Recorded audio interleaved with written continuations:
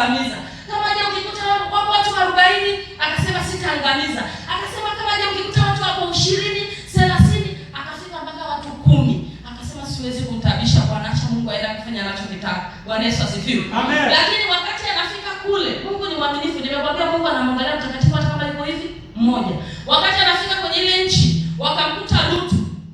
Mungu akamwangamiza na Lutu, akamtoa yule mtakatifu wake huyu.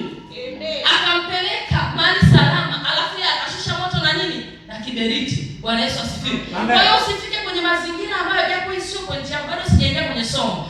Usifike mahali ambapo unaona kama kuna mazingira fulani ambayo watu wanaishi, imekuwa ni desturi ya ulimwengu huu. Alafu na wewe ukao unajisikia kabisa moyoni kwamba hapana, hichi kitu sio sawa sawa. Alafu unasema ngoja tu nifanye, maana kama nitakuwa siko sawa sawa na wenzangu. Mimi nataka nikwambie, Mungu anatazama mtakatifu huyu. Usifuatishe namna dunia. Yaani sio ni mtu wa kupelekwa. Tusimama na msimamo wako. Soma neno la Mungu, shika neno